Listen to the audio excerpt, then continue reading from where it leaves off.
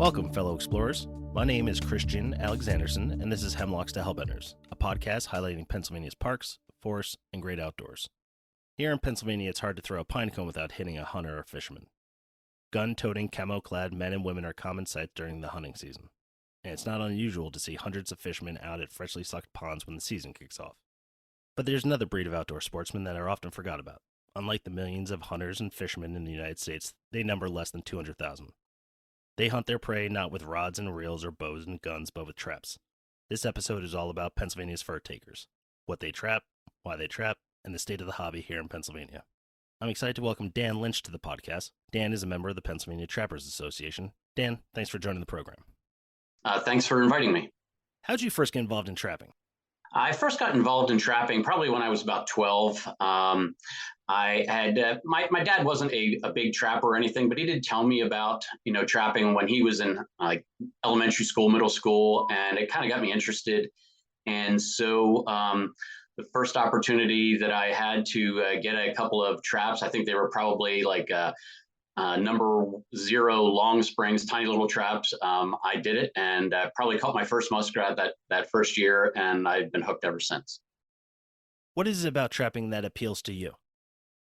So I think the thing that, I think about that a lot. I think the thing that appeals to me and to a lot of trappers is probably just to be actively involved in kind of wildlife management in our state. Through regulated trapping, we can be active participants in wildlife management, which is kind of cool. Instead of just talking about it, you're actually get involved.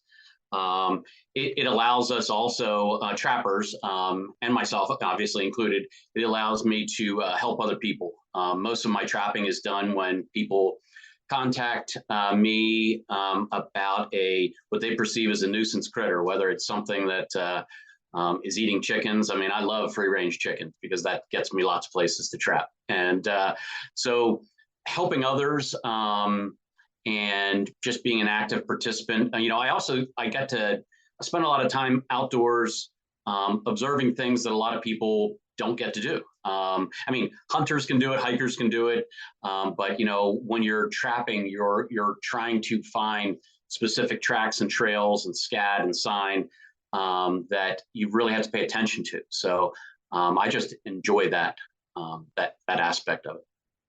What kind of animals can be trapped here in Pennsylvania?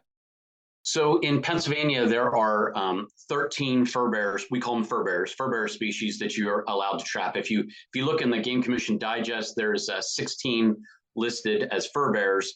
2 of them we don't have. I'm not really sure why they're listed. We don't have badgers. We don't have marten, although that's a subject we could talk about because the Game Commission is interested in reintroducing marten to Pennsylvania. But we don't have those 2 right now. And the third one is porcupine.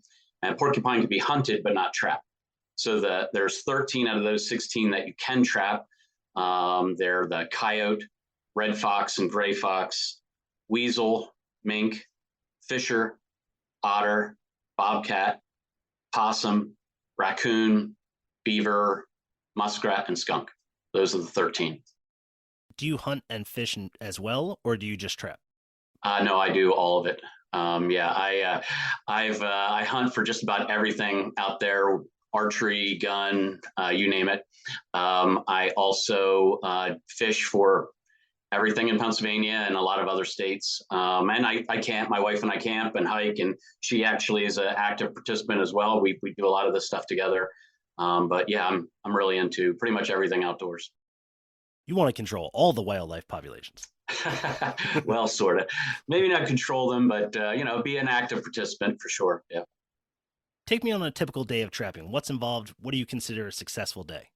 Okay, well, so you kind of have to decide what, to answer that question. You have to kind of decide what you're going to go trapping for because it's completely different. So I'll just give you an idea for a typical day if I was going on a fox on my fox line.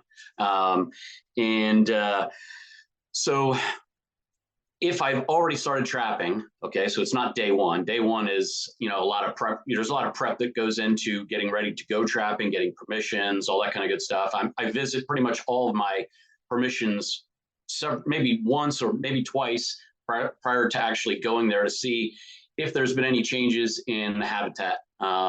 Farmers planting different crops, different places, and basically just looking for sign. I mean, there's no point trying to catch a fox if there's no sign of fox, there. So a typical day after I've already started would be the evening before. I would make sure that in my truck or whatever vehicle you're going to take, I have a truck, that I would have bait and lure, some extra traps.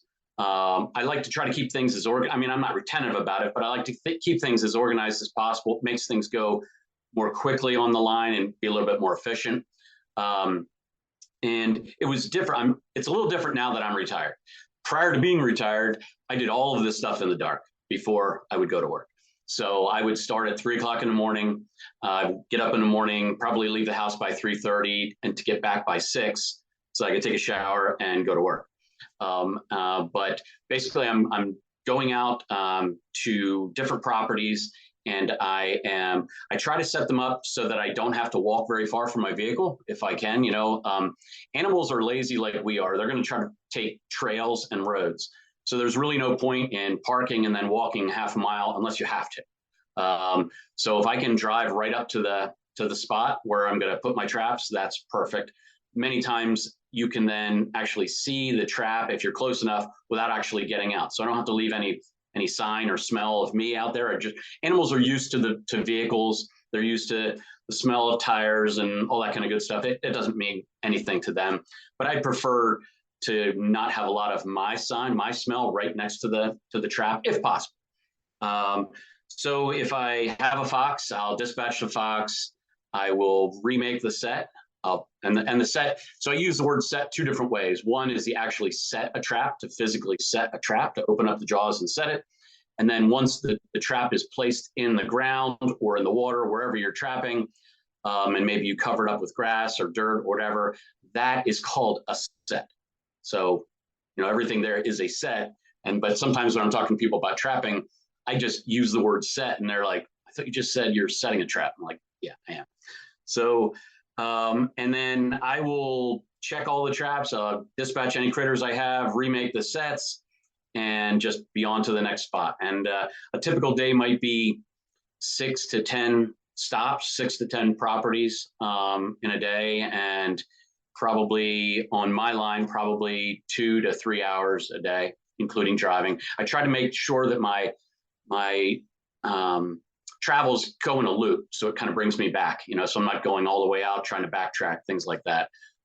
There isn't really money to be made in trapping, so I don't want to drive too much farther than I need to come back. So that's not why we do it. I guess maybe I'd say in the mid 70s, late 70s, it was what we called the fur boom, and foxes brought a lot of money, not skinned, like whole in the carcass. And by a lot of money, I'd say between $70 and $80. At the local, I'm in Berks County, the local Berks first sale that we had about 2 weeks ago, they averaged, I think, $4.50. So that's if you do the work. So, I'm jumping ahead, but you catch the animal, you have to dispatch the animal, you have to skin the animal, stretch the animal, and then you get $4.50. So it's sometimes people have the misconception that, oh boy, these guys are making all kinds of money. Well, they haven't done that yet, because I'm probably losing money the minute I leave my house. So that's not why we do it.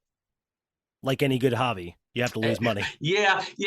I rarely consider trapping a hobby or a sport. It's definitely more active participation in wildlife management. Truly, it is. It's to me way more than a hobby. I mean, I actually take people out with me to maybe they just ride along for a day or two just to see what's all involved, because it's not just the actual trapping and going out and doing it, but then any of the animals that you get, there's a lot of work involved in prepping those pelts, depending on if you're going to use the glands for making lures, going to clean the skulls to either sell or give away. And then in some of those animals, we eat them. Beavers, muskrat, things like that. They're actually really good. So, there's a lot of work involved in it. Is there a particular animal you like to trap? Every single one. There isn't one that I dislike. I do, I water trap. So I trap for raccoons and muskrat and mink and beaver and land trap. Everything in Pennsylvania that you can trap, I have trapped except for a weasel. I haven't really had a lot of sign. I think I've only ever seen one in the wild. So that's one animal I haven't gotten. And I haven't gotten an otter yet either. So there's otters. Yeah, the three animals that you're only allowed one per trapper per year is an otter, a bobcat, and a fisher. And I've harvested a few fisher and a few bobcat, but not an otter yet. So that's something that I'm still working on. Now, I know you can hunt on state park and state forest land. Can you also trap on public land and things like that here in Pennsylvania? You can. There might be places on state parks or state forest land that might be off limits to trapping and hunting just due to a lot of human traffic, right next to trails or buildings and things like that.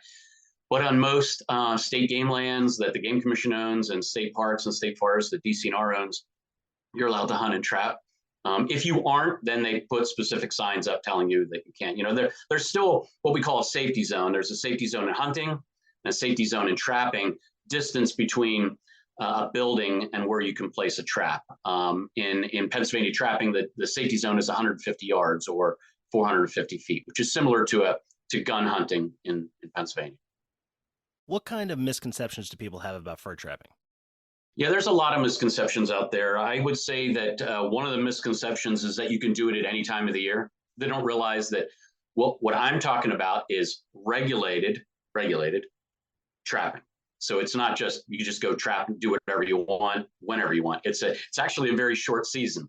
It normally comes in mid-October, and let's say for a lot of the land species like coyote and fox, and it's done in late February.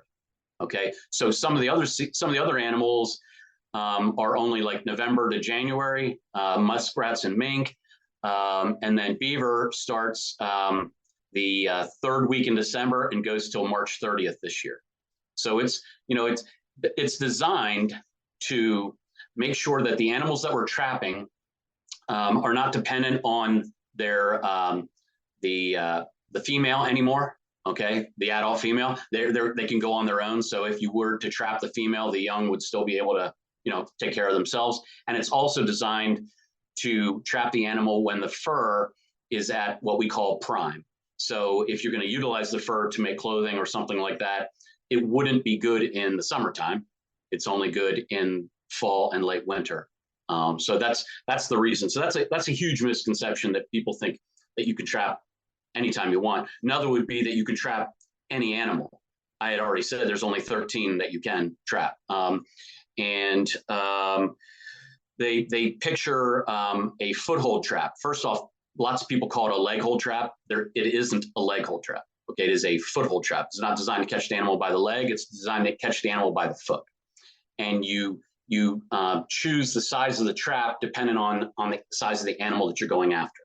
So if you picture a dog, a lot of people have a dog, and if you've ever messed around with the dog's foot, like when they're sleeping, they're always, occasionally put your finger in between the pads and the dog twitches his foot. Well, those pads are what are caught at the jaw, so that the animal simply just can't slide the foot pads through the jaws. And the foothold trap is a live restraining device. It doesn't kill the animal. It's just being held by the foot. Biologists, state agencies, and trappers have used foothold traps for many years to reintroduce animals to different parts of the state, or to give them to reintroduce them to a state where they don't have them anymore. And they use foothold traps to do it. So it doesn't break the foot or anything like that. It simply holds the animal. So that's a huge misconception. Sometimes they think that trappers are, they hate animals. It couldn't be any more opposite of that. We actually realize that we want to be humane and ethical in harvesting animals. So if you have to check your traps once every 36 hours by law. Most trappers check it once every 24 hours or even less. You don't want the animal to be in the trap any longer than it needs to, because you want to catch another animal. So you want to get that animal out. A lot of the animals are nocturnal in nature simply because there's so many humans out. So they would be a little bit more stressed to be caught out in a field during the daylight. So you want to get them out of there. And a lot of people work. So they're going to go either before or after work to remove them. So those are some huge misconceptions that people have about trapping. I think one of the areas too has to do with the traps in terms of like giant steel claws, Sure. like ripping off limbs. I was thinking about that in preparation for the interview, and I was thinking, where have I seen that? Like, why do I consider that to be what trappers do? I'll tell you. And I actually think it's cartoons. It's either cartoons or it's Walt Disney. Okay. If you've ever seen the movie The Fox and the Hound, okay, most people have. Most people have not gone with an actual trapper, but they have seen the movie The Fox and the Hound. So if that's your impression of what a trap is, Disney did a great job of marketing. They did. It sticks in people's heads. But what I always tell people is, in that movie, by the way, in that movie, every time the trapper is in the movie, the oboe is playing, which is the same thing as Peter and the Wolf. Every time the wolf is mentioned, it's the oboe. So they did a good job with the music, like, oh, it's a bad person. Not that oboes are bad, but they made it sound that way. That trapper also used 20-some traps with teeth on them in the middle of the road, and that fox ran completely through and didn't get caught. As trappers, we use one trap. It doesn't have teeth. They're not allowed to have teeth, and it wouldn't make any sense anyhow. Teeth would cut into the skin, possibly break the bone. You wouldn't even have the animal. So that's a huge misconception. When I show people a trap many times for the first time, whether it's a kid or a high school student, college student, or adult, they were like, oh, I didn't know what that is. I'm like, yeah, because you're going by, quote, a bear trap or something like that. And, even bear traps with teeth, and there is only one state you can trap bears anymore, and it's not with the trap, it's with a snare, a foothold snare, and that's in Maine. So, but the traps with teeth would cut skin. It wouldn't make any sense. Although all our trap jaws are flat, and sometimes they're a little bit wider than you would think. And the idea is the more wide of the inside jaw that touches the foot, it provides more support. So you just picture if a pencil was as thick as the jaw, but you put two pencils on top of each other, you would have more support going in there. It's hard to do it on a podcast because I'm not really showing you a trap, but that's the concept of it. And I know you were going to talk about traps, but I probably, I can talk a little bit about how things have changed with traps over time. There's been a lot of changes. Yeah, that'd be great. Yeah, so we have what we call modifications. So there's many different modifications on traps. And here's what's interesting. They've all been designed by trappers. Okay, it's not like it's even trap companies normally were started by a trapper, almost every single one. And the idea was, how do we make a better trap to hold the animal so it's there in the morning, it's not injured, and we are successful and it's efficient.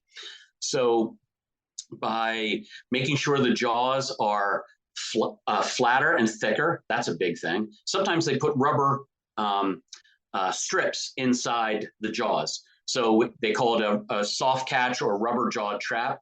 People have this misconception that it's two Nerf balls coming together. It's not. It's a hard piece of rubber, but it is rubber. In some states, that's the only type of trap that you can use. And again, those states changed those laws over a misconception, like it's two pieces of rubber and it has to be steel coming together or it wouldn't hold the animal. I mean, a coyote can be 40 pounds. A coyote will pull out of two pieces of rubber that don't have steel on the outside, for sure. The other things is that lots of traps have a chain attached to them. All traps have a chain attached to them. Older style traps have the chain attached to one side or the other. More modern traps have the chain attached to the very center. It's called the base plate, the part underneath there, and it's at the very center of the trap. And the idea here is, again, this is a podcast, I can't show you the trap, but if you picture a foot in the trap pulling directly away from the chain as opposed to pulling from one side or the other, it's much stronger in the center of the trap. And that provides a holding power so that the animal can't get away. The chain then, many chains, usually when you buy a trap now, it has at least two swivels in the chain. Some trappers, I myself, put a third one in. I cut the chain and I put a third one in there. The swiveling action allows the animal to move around and around, and it can't really kink the chain. Chains are important too. Most chains are single link to single link, as opposed to swing set chain. If you picture a swing set chain, it's 2 links to 2 links to 2 links. If you were to take that swing set chain and swing it around, it will kink and get shorter and shorter. Single loop chain won't. It stays one loop attached to one loop. So there's lots of different modifications to chains. The traps also sometimes they have 2 jaws. They all have 2 jaws, but sometimes they have another jaw underneath it. And the idea is you clog up the space between the bottom of the jaw and the pan. The pan is the thing that the animal steps on. And that way an animal can't get in there to like chew on the trap or anything like that. So a second jaw, like 2 jaws on one jaw underneath each other, that's another modification. And so there's lots of different, types of modifications, and they've all been done by trappers to make a better trap. And so I tell people, if you're going to go to yards, you want to get into trapping, you're going to go to a yard sale, you might be better off going to a trapping supply place or talking to a trapper and starting out with better traps to begin with. You want the animal to be there in the morning. You don't want just some hair where they pulled out of a weak trap. Speaking of that, I never put my hands in traps to show people it doesn't hurt, because that's false. It does hurt. Like, I don't need to stand in front of a car and get hit to go, I wonder if that hurts. I'm pretty sure it hurts, okay? My traps are, for the most part, I work them every year to make sure that they're in good working condition.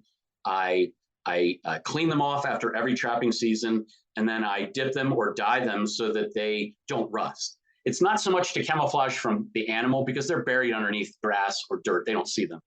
But I do make sure that they're in good working order. And traps snapping on your hand is going to hurt. It's fast. It's 2 springs putting 2 pieces of metal together. But I've caught all of my fingers and my thumbs in traps when I wasn't paying attention. None of them have ever been broken. There are big beaver body gripping traps that if you got your hand or arm in there, it could break, no doubt. It's got to hold a 50-pound beaver. So you got to be careful. But I don't put my fingers and go, gee, that doesn't hurt. Because if you see people do that, many times those are very weak springs. And I'm not trying to trick somebody, it's going to hurt. But it's kind of like if you've ever taken a rubber band and wrapped it multiple times around the tip of your finger, like, I don't know why you would do that, but a lot of people have. But it gets kind of numb after a little bit. The difference between a trap and a rubber band is rubber band goes completely around your finger, cuts all the blood supply off eventually. Like, you don't want to fall asleep after that happens. But a trap leaves blood going on 2 sides of your finger or the animal's foot. So it's not like it's going to fall off if you let the animal go or anything like that. It's different than a rubber band, but it does become a little bit more numb. And so the animal doesn't know it's a trap, but the animal knows that he can't get away. You know what I mean? So I try not to fake it or lie to people and say that doesn't hurt, because, well, yeah, it would. Now, I think we've been talking mostly about footholds. Do you also use snares? I do. So there's 2 types of snares. So the word snare is, in Pennsylvania, is used for either beavers or otter, and it must be set partially in the water. Okay. And the other type, like a snare, is called a cable restraint. And a cable restraint is made from the exact same materials and that a snare is. The cable restraint has one more device on it. It's a little nut that's pinched on the loop of the snare that only allows it to open so far. The idea is you don't need a giant loop to catch a fox or a coyote, but if the loop was too big and you made a mistake and set it in a pasture, you don't want to catch a sheep or a cow or a horse. So for the most part, they're exactly the same. They're 3/32-inch diameter aircraft cable, and the snare can only be used for otter and beaver and can only be set in the water. And the others, the cable restraint, is to catch the animal alive. So to do it properly, first you have to go and take a cable restraint certification. You can either do it online or in person. And then you have to carry that little permit with you during the cable restraint season, which is normally the day after Christmas till the end of fox and coyote season, which the end of February. And the cable restraint is set a loop, a specific size, and the loop at the bottom of the loop can only be so far off the ground. So it's no lower than 6 inches. The idea is that we don't want to catch skunks, feral cats, things like that are walking with their heads real low. It has to be up at the size that a fox or a coyote would be walking through. And the idea there is the animal is caught. He goes through the loop, it closes on his head, and he can go around in a circle. It has to be anchored to the ground, but you don't want him to entangle around anything like a tree or a rock or a log, because it could, choke him down at that point. Otherwise, he's going to be there in the morning, and then you, as a trapper, decide if you're going to dispatch him or let him go. And the idea there is we didn't want to catch like somebody's dog and have it choked. Your dog's been on a leash before. I've caught my dog. I had a yellow lab, and I would set the snares in the yard, throw the ball to catch him just to see what would happen. And he would get caught, and he'd be just sitting there like, what's up with that? And I would just go and unhook the thing and let him go. But it's designed so that if the animal gets caught, it will be alive. So it's a live restraining device. You've spoken about dispatching animals when you go to get your traps. What does that mean? Kind of how is that done? Yeah, so the most humane way to put an animal down or dispatch it is with a .22, a rifle or a handgun, and shoot the animal in the head. Basically, that's how it's quickly done.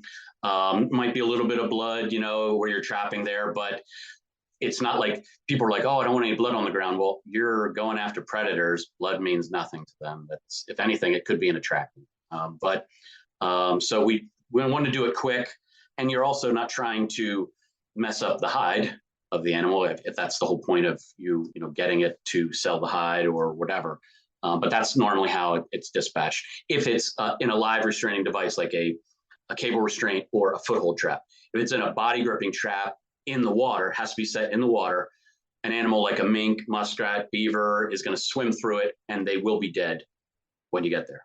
It's very, very quick. And that's why we can't set those on land, because you don't want to get a non-target animal that would run through a body gripping trap on land. In Pennsylvania, that's unlawful. Can you tell me about the Pennsylvania Trappers Association? Sure. I'm a member of the Trappers Association. It's most states have a Trappers Association, and in Pennsylvania, we're the largest of all the 50 states. I checked with our furbearer biologist, Tom Keller, in Pennsylvania with the Game Commission, and in 22-23, the Game Commission sold 46,443 fur taker licenses. Now, that doesn't mean that there's 46,443 trappers, because probably half of them buy a fur taker license to go predator hunting as opposed to trapping. Those numbers give, so about half of that, 23,000, something like that, are actual trappers. Some of those trappers may do both. I mean, I do both. I predator hunt and I trap. But many of those people probably are just predator hunting, about half of them. He had told me that in like 2021, when we had the COVID thing, they had called it a COVID bump. We were up to 50,000 fur taker licenses, which is very high. And in the 2 years after that, it's gone down to about 46. But we're still on track for a trend that has been increasing for 40 plus years is on fur taker licenses in Pennsylvania, which is awesome. We'd certainly like, to have all those people be part of the association. Obviously they're not, but it would be good. Some people just don't know we have an association, so I'm glad we're doing things like this, that we do have a Trappers Association, and anybody that reads it, even if you're not a trapper and you want to just support wildlife management, conservation wildlife management, the PTA is a great organization to do that. We try to do conservation type things, and conservation is the wise use of something. So we're not we're an organization that is actively involved. Okay, so I said that in the beginning, but that, to me, that's really important. We support the Pennsylvania Game Commission in the use of science to manage wildlife. That's what we're interested in. We're super happy with the biologists. that the Game Commission has, and we support pretty much everything that they're trying to do to make sure that the the animals that were indigenous to Pennsylvania, that if for example, like, there was a time when we didn't really have very many fishers or beaver or otter, but through scientific management and the fact that we had them before, you have to have the right habitat. But if we have the right habitat, why wouldn't we want to bring back native species? And then, sort of get into this other animal called the American marten that we're supporting the Game Commission in trying to reintroduce them back into Pennsylvania. So we think that's a good idea. The trappers also help by filling out surveys each year to give an idea of the animals that are being harvested. Also in areas where, I'll give bobcats and fishers and otters as an example. If trappers catch them in areas that they aren't allowed to harvest them, in management units that they're not, they will contact their local game warden to let them know that, yeah, they caught this animal and they released it, or they may need help releasing it. Releasing a bobcat is not the easiest thing in the world. They're not like happy to have a person that close to them. So sometimes they need some help.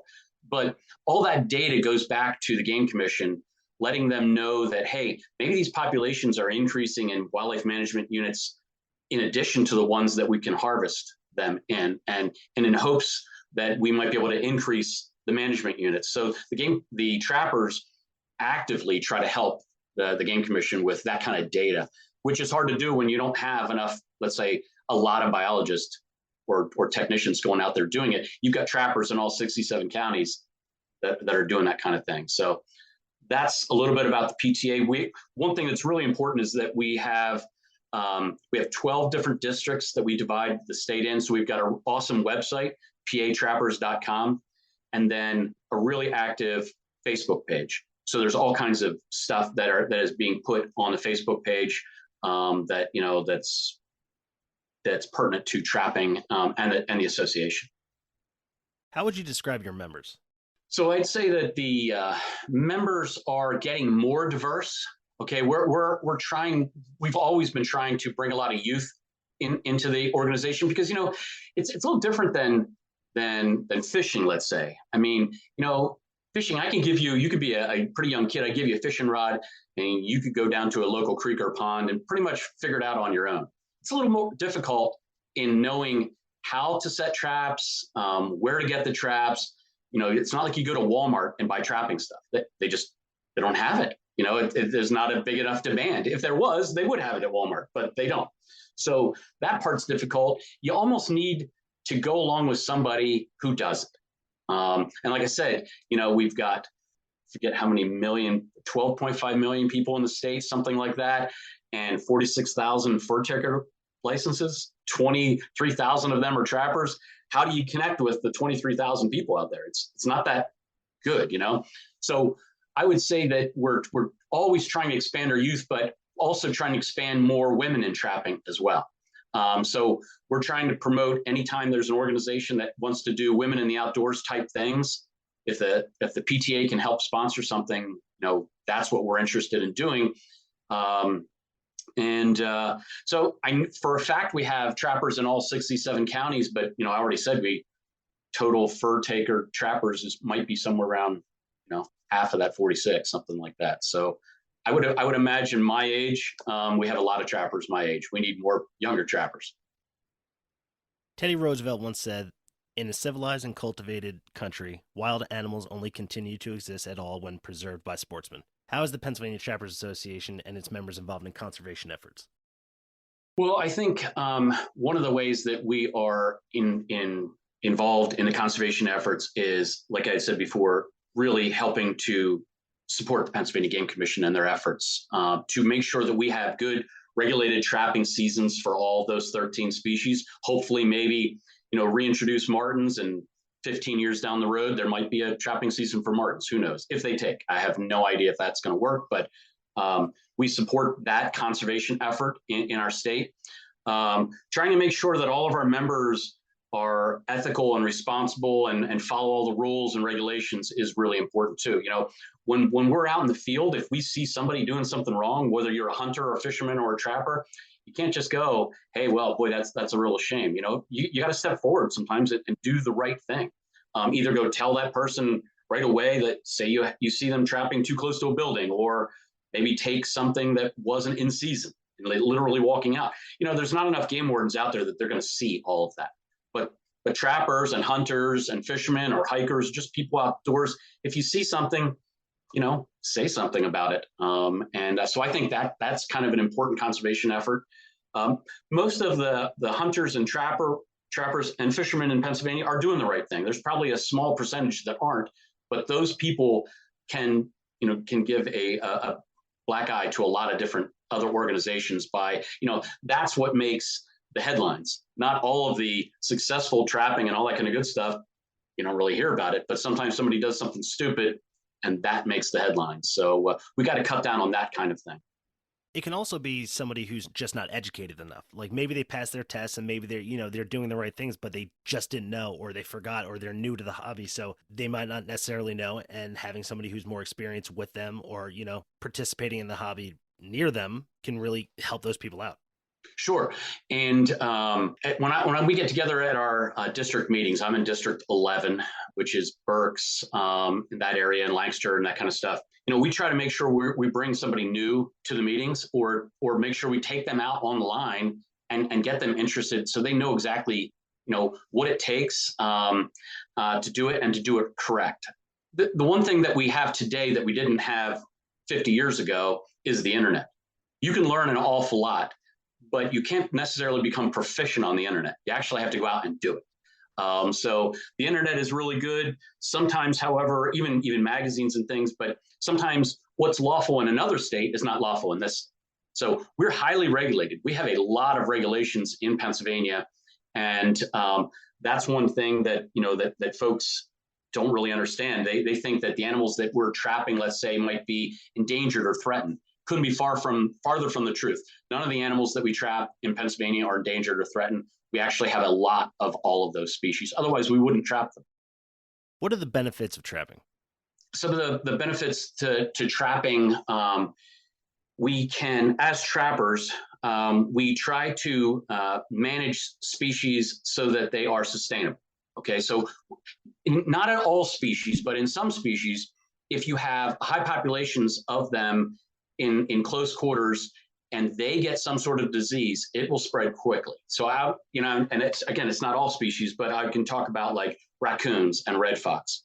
When you have a high population of them, if you end up with an incidence of mange or distemper or rabies, the things that we take our pets and get them inoculated for, those wild animals don't have. They don't get vaccinations for distemper and that kind of stuff, but that can happen in a wild species. So trappers help to maintain that in some areas by bringing down the numbers, so that if that happens, you don't have an overpopulation that all of a sudden a scourge of distemper comes through and just wipes a huge population out at one time.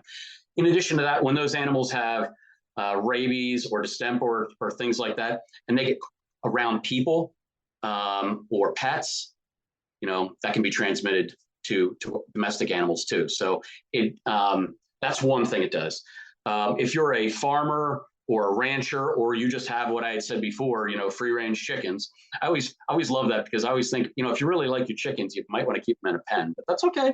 When we like to eat chickens, and so does every fur bearer out there that can catch one. But doing that sometimes helps, because people don't know what to do. They have a raccoon coming in, a raccoon or a mink can go in your chicken pen and kill everything in one night. So those kinds of things will help people. We also try and benefit endangered species in some cases, not always, but sometimes there are like species like plovers, piping plovers, critters, birds primarily that nest along beaches. They have high predation on them. Coyotes, mink, raccoons, skunks eating those eggs. So actually trapping some of the common species can actually help some endangered species as well. So those are some of the things that benefit people from trapping. And obviously, some animals There can be a fur value as well. I don't want to skip that. That's what some people will do. They'll trap and they will sell fur. I many times get things tanned and sell it on eBay, or I give it away as gifts. I give landowners things for allowing me to trap on their property. Then maybe I give them a tan fox pelt or something like that. And so again, I'm spending more money than I'm getting back in, but I enjoy doing what I do. So that's one of the ways that I keep doing it. Dan, how would you describe the popularity of trapping in Pennsylvania? Is it growing? Yeah, I would say that the popularity of trapping actually is growing. As a matter of fact, I was just at an auction last night where it was advertised this guy was selling all kinds of traps and furs and everything else, and I was surprised the number of people there. I'm sure they weren't all trappers, but it's the appeal of it. People like to have a tan pelt or a trap hanging in their house. It's kind of outdoorsy, even though they may not even know how to set the trap or have never even thought of using it. It's kind of cool. And I do lots of programs in schools where we, bring in a fur bear and show them how to skin it, or do a necropsy, just show them. And sometimes they're amazed. They're amazed how big a beaver is. I mean, beavers are huge. And, like they're our largest rodent. They're related to the mouse running around in your garage.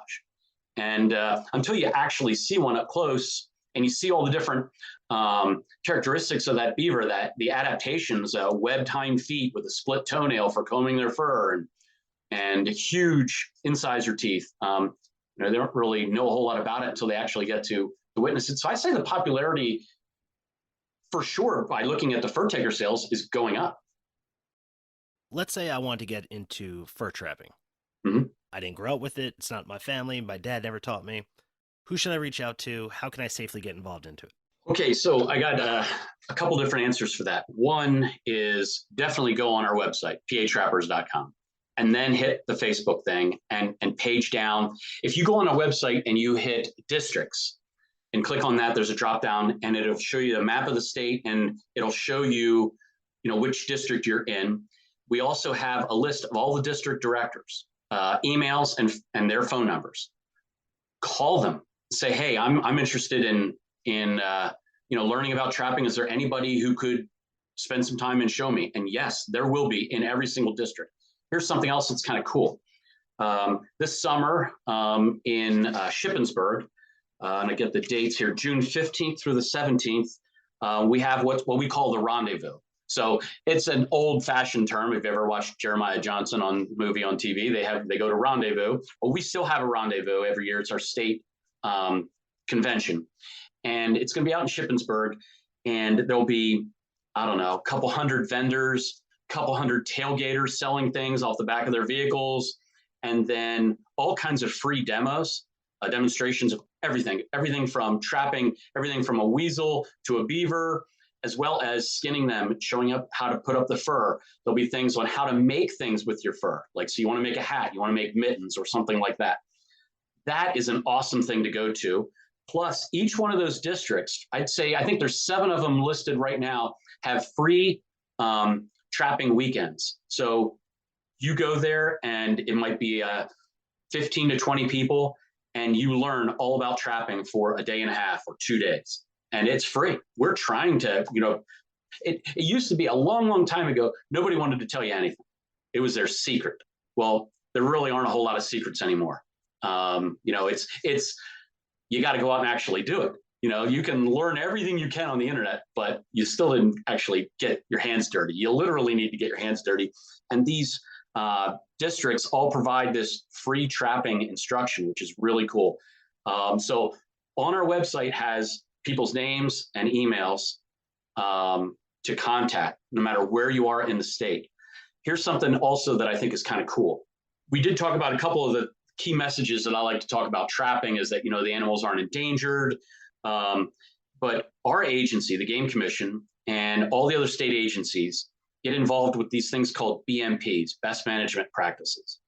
And there's best management practices for all kinds of businesses, things that, have nothing to do with trapping, but trapping has them as well. And what we do, what our state does, is they get involved with taking different types of traps and testing them to see what is most efficient for the different critters that you're going after. And here's what's interesting. There are BMPs on 22 different species in the United States. So we can only trap 13 of those in Pennsylvania, but in the United States and Canada, there are 22 different species that you can trap. For instance, we don't have badgers around here, but they're out west. We don't have wolverines around here, but they're in Alaska. So there's a best management practice for all of them. Here's what's cool. These BMPs are recommendations. They're not, it doesn't say, the Game Commission isn't going to say, you, Christian, you must go buy this size trap to use for this animal. But let's say you didn't know. You asked, like, I don't know anything about it. I want to know what trap should I get? I have no idea. Well, these BMPs, and they're on the internet. You can download them. They're free. They will tell you that these 20 different traps were tried for raccoons. And there's the whole like a rubric telling you how they scored. And then you get to decide. You can make an informed decision. That's the important part about BMPs. They did all the work. You get to be informed as opposed to just going to a yard sale and buying whatever trap is there. I don't recommend it. I just don't recommend that at all, because I want you to be part of wildlife management, and BMPs are part of wildlife management. So the information is there. You can download it and you can see exactly what type. Some of those traps are good for multiple animals, both foxes and coyotes. So it's not like you need a specific or a bigger trap necessarily. You could just use the trap that scored the best for foxes and coyotes. It might be the exact same trap. And so I just wanted to make sure that we talked about them, that the BMPs are really important to trapping and wildlife management. And that would be, in addition to looking at the website, the Facebook page, contacting actual people in our organization, doing some of your own research on BMPs, which are already done. I mean, there was millions of dollars spent on them in both Canada and the United States. And the cool part is everybody who actually did the trapping using those traps were actual trappers. They went, a technician from a state agency who was hired went along with them, and every animal that was caught was dispatched and everything was recorded. Was there any foot damage? And then they did a necropsy on them to internally look and see what kind of, so they really were able to tell what traps were good and what traps weren't as good for each species. So that would be it's kind of a long answer, but that would be my answer, to if you're brand new and you want to do your own research, man, it's out there. It's kind of cool. Dan, if I'm ever in Berks, you want to go set a string? You bet. I don't know. Where are you? What county are you in? I'm in Cumberland County. And funny enough, I saw a flyer for the rendezvous, and I took it. I immediately sent it out to about 25 people, and I said, "Cool, yes, sounds like the most interesting." I will be there at the rendezvous as well. I'm doing a program on Let's Talk Trapping. I did it at the last rendezvous with two other people, and it's how to talk trapping as a trapper, how to talk to people about trapping, things that work and things that don't work. Yeah, it's kind of cool. I'll also be teaching a cable restraint course. You can sign up for a cable restraint course there and take it. And I think it's like $15 or whatever like that just to get the permit. But yeah, that's a good one to go to. And you're welcome to come on my trap line for sure. Dan, thanks so much for joining the podcast. I appreciate it. You bet. Thank you. I want to thank my guest, Dan Lynch, for joining the podcast. Be sure to visit our website and follow us on Instagram and Facebook for more information about upcoming episodes. This has been Hemlocks to Hellbenders. I'll see you out there.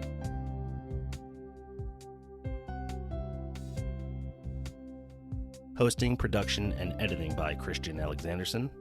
Music by John Sauer. Graphics by Uncle Traveling Matt's Random Expedition.